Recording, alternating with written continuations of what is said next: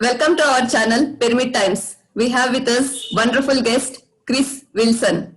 Chris Wilson lives in New Zealand. Her career has taken her from mainstream secondary schools to prisons, social work, alternative education, public speaking and writing, and running parenting and spiritual workshops.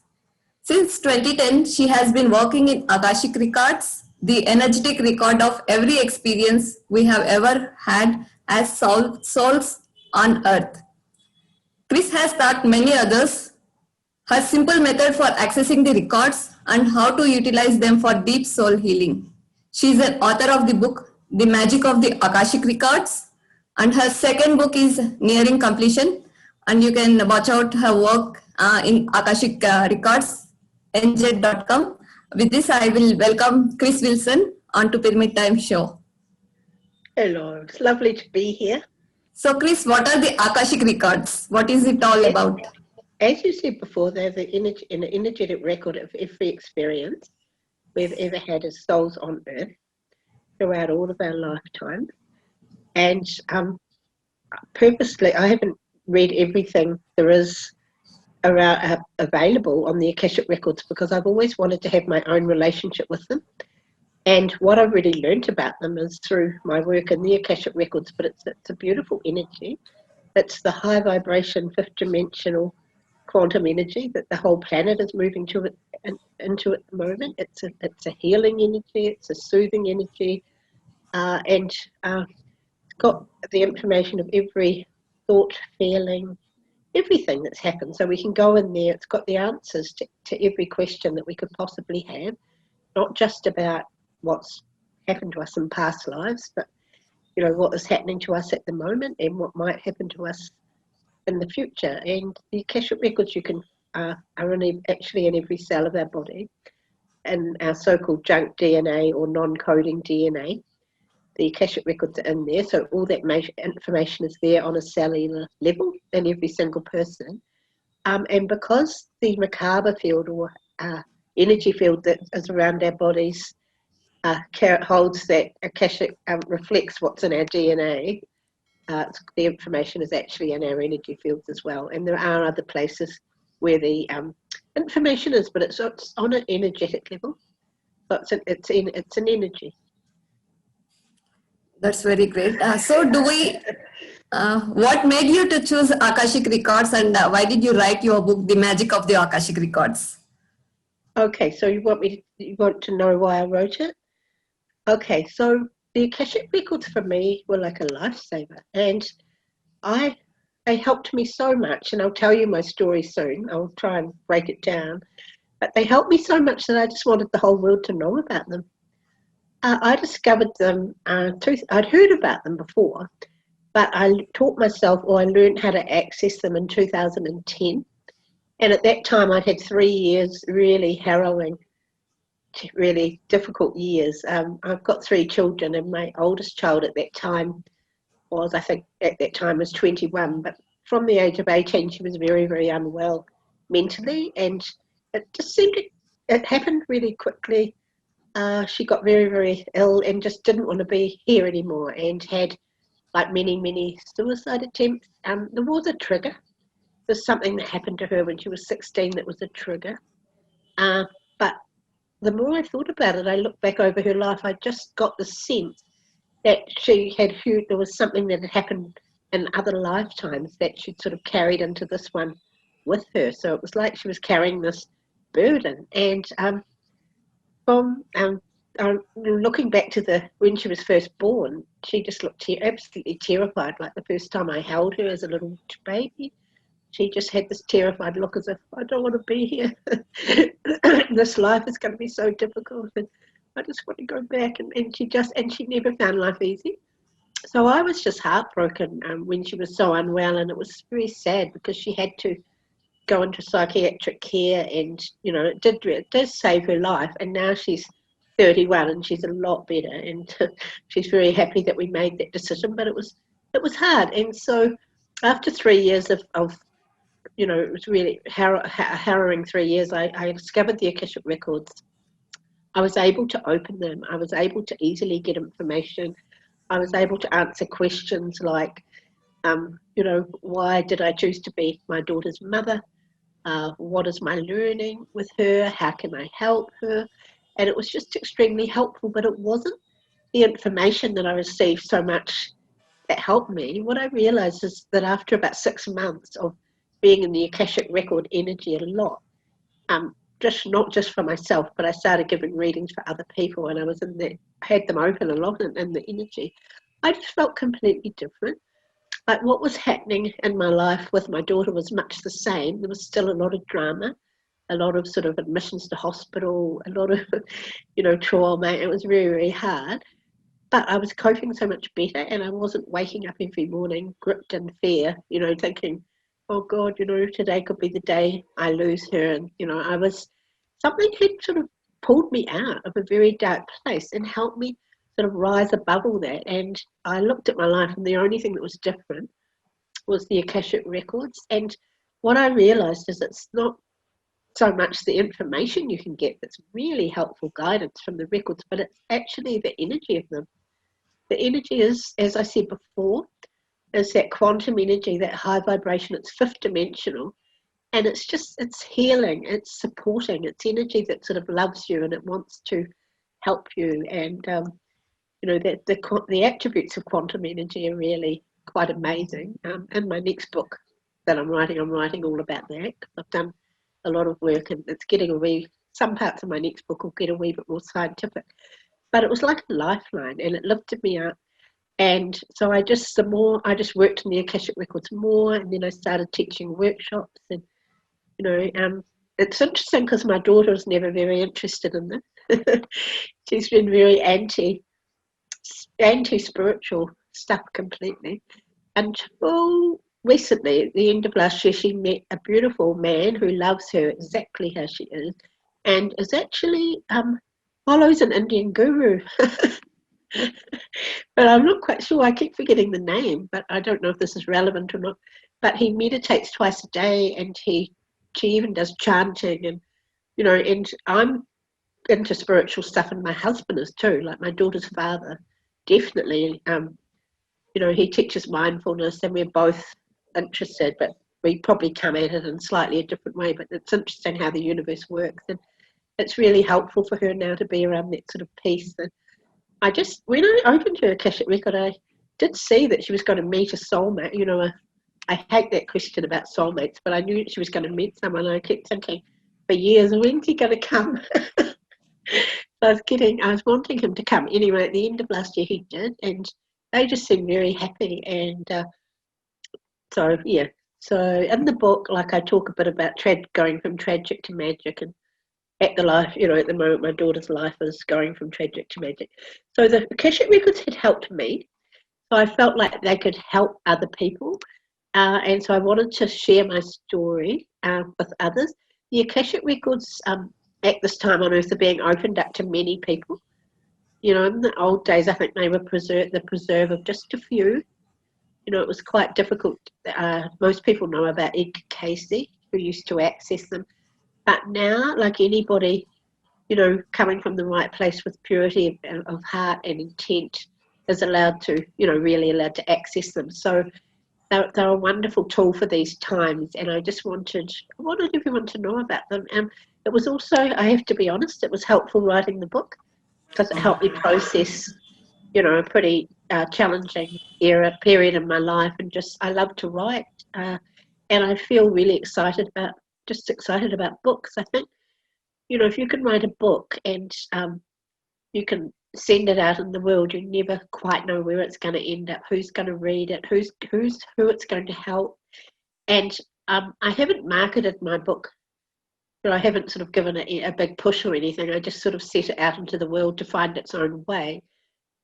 But I do get a lot of emails from people saying it's helped them, and a lot of heartbroken mothers like me, it gives them hope. So yeah, so I wanted the book to be a positive book, even though it was quite a sad story. I wanted it to be something that would sort of uplift people and give them hope and help them sort of see and understand that there's a much bigger picture to life, and that we're not just really who we think we are, but we're actually, you know, we do, like in the book, I talk a bit about life planning and soul contracts and things like that. And like anything in the energy we're in at the moment, it's nothing sort of set in stone. You know, we've got free choice as human beings, but you know, there is a much bigger picture, and we do, you know, choose a lot of our experience for soul growth and learning. And the thing about this time on earth is we're moving out of the old energy into the new, and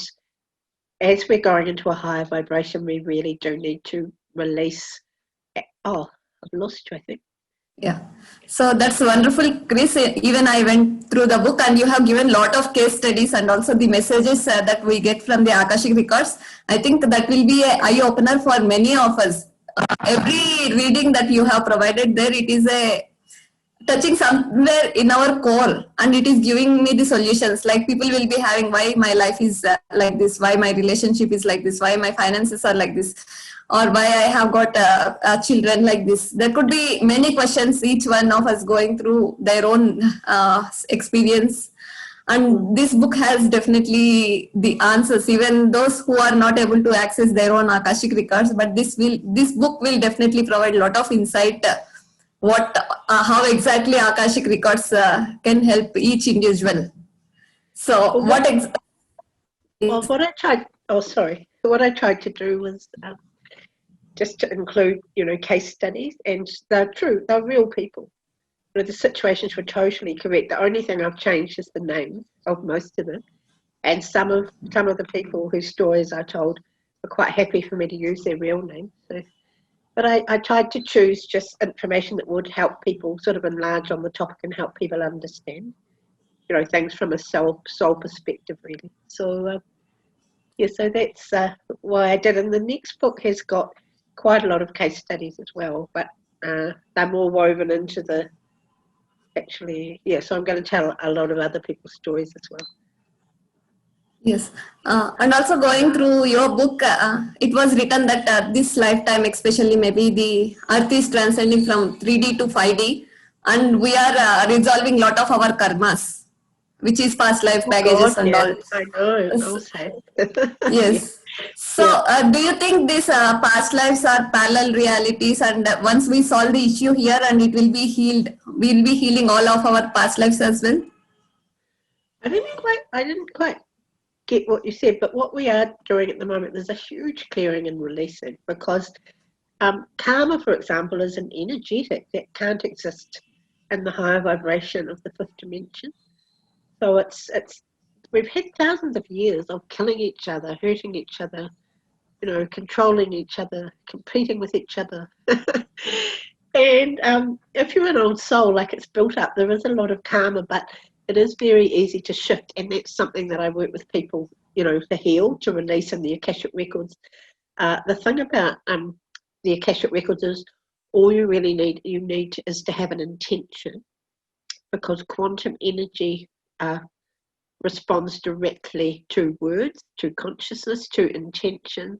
So I do a lot of healing, and with every client, like, the healing that's needed is different, but with a lot of people it is about clearing and releasing. And sometimes people come to me and I know that I've got to do some work with them on behalf of their family, because there's a lot of people in the world at the moment, a lot of healers that are working in the field of ancestral healing. But the Akashic, there's modalities like the family constellations, which is a well-known one, and I write about that in my book, the next book. But there's a lot of, all that sort of family stuff has to be resolved. It's like on a planetary level, we have to come to a place of sort of peace and resolution and balance. And in every family, there's usually one person who's put their hand up, you know, to, oh, help my family, even though they can't remember they did that. But sometimes these people are my clients and I have to sort of help them. But there's easy techniques that I teach people in my sort of advanced classes, you know, how to work with clients to resolve that. I work a lot with people with trauma. Past life trauma is probably more my specialty. And with all healing, a lot of it's about shifting the energy that's stuck within the person, you know, on a cellular level and on an energetic level in their energy field. And so I use Saint Germain a lot. Do you know Saint Germain Venus? The Saint Germain with his violet flame. Yes. Yeah, Ah, so I do that. That's one of my main tools. I have Saint Germain there. I am actually using the dragons now because um, in the last few years, the dragon energy is really strong on this planet because it's sort of come in to help us. yes. And the thing about the dragon energy is it sort of can help shift what we need to shift, that it's mainly the imprints, but it can also, it brings in sort of a new energetic that's more positive and empowering. So That's I wonderful. quite often, so yeah, so there's a lot of healing that I do, and probably the technique I use the most is where I'll often get a life that might flash up at the beginning of the reading or during the reading, and I'll just see that there's a past life expression of that person that's really not at peace. And what I do is I'll take them back to talk to that person and bring them to a place, because often there's, if it's a lower vibration. So sometimes, particularly as now we're moving up into that higher vibration, sometimes there's a past life self that's sort of reaching out, trying to grab us and pull us back down. And it's just, and what I do is I get my clients to close their eyes and just stand in front of, see that past life self. Most people can see them. They'll say, oh, this is what he looks like. And he's in an army uniform or something. And then what the person at the moment sort of basically carrying trauma or some sort of belief or some sort of fear or feelings, from that lifetime. And I just get them to talk to that past life self and say something like, you did the best you could, and it wasn't your fault, it happened, and now you're back as me in a different body, and I'm finishing, you've left a legacy in me, I'm finishing off what you couldn't. And so there's some examples I could give you, but yeah, so it's really, so I get the person, they're sitting in, they're with me, either on Zoom or sometimes they come to my house. And they're closing their eyes, and they don't leave that past life self until the past life self is sort of at peace and smiling. And I usually get them to ask the past life self, for any help they need, and they always give them a hug and sort of bring in, just the beautiful strength of their past life self to help them now. So I do a lot of that sort of healing, and uh, it does help people because particularly at the moment, all these little unresolved things are coming up. There's a lot of loose ends that need to be tied up, and you know, sometimes it's just something that might have happened like hundreds and hundreds of years ago, but it's still, affecting a person on a soul level. Yes. That's so wonderful. So you have mentioning about the dragon energies and quantum energies and all these things, and also you have mentioned about star children. It could be indigo, rainbow, or crystal children. How are they? Yes, how are they helping our planet in its ascension, and what is the significance of those children? Well, there's the indigo children. So the star children are the indigo and crystals. They're sort of like 1980s, 1990s. Then after the year 2000, you've got the rainbow. Now, the indigos and crystals, a lot of them have had lifetimes on Earth before, but they've sort of come in, obviously, into a new body at a sort of later stage. So they carry a slightly different energy than what I'd call the old souls, which are people like me who were sort of born in the 1950s, 1960s. And the indigos are really here, like the old souls are sort of here to clean up the mess, really, from the past. Be the healers, and the old souls are the ones that have been on Earth and reincarnated again and again and again and again and again. We're here to clean up the mess.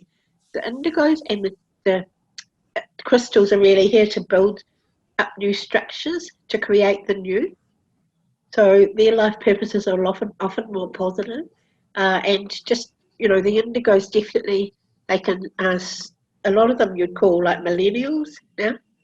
They're in the age bracket of the millennials and the indigos and the crystals, and they're really here to create new things and to create a new world, because that's what we're in the process of doing, really. And they're bringing in this new energy. They can't cope with hypocrisy. They've got a very, very important job to do, but I do feel there have been forces on the planet that have tried to shut them down, through things like addictions, screen addictions, uh, I don't know. So there's, as you know, like we're a planet of duality. So there's dark and light, and so the new children, like the rainbow children, a lot of them haven't been on Earth before. Have never been in a human body, and they're often the ones that have had labels slapped on them, like autistic or ADHD on the spectrum. And I think it's because they're wired differently. Their DNA is a bit different. But I do feel with a lot of the children that have been born more recently, probably in the last 5 years, that they're coping better because they've had really a lot of orientation. They've been prepared for, really well prepared for it. And as the vibration lifts on the planet, like it's just easier for them. Like a lot of the indigos, like my daughter that I've been talking about she's one, quite difficult for them, to come here. And yeah, so we've all got like different roles to play, but I feel like we can really all work together, and it's about working together. Apparently there's like souls over the whole in the universe and multiverse queuing up to come to Earth.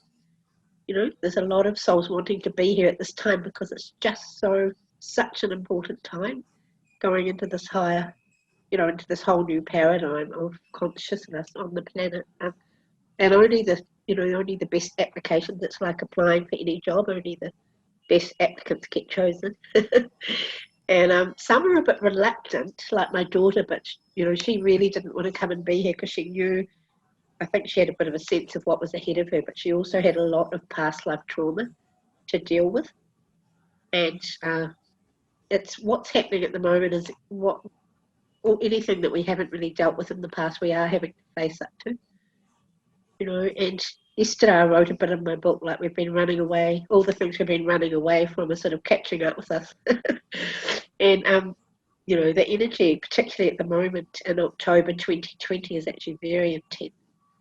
And we've had months of COVID, and so it's quite difficult times, but it's really forcing any way that we've been living out of integrity. We haven't been being true to ourselves. We're being sort of forced to anything that we have to heal or resolve from the past we can't escape it. We're having to deal with.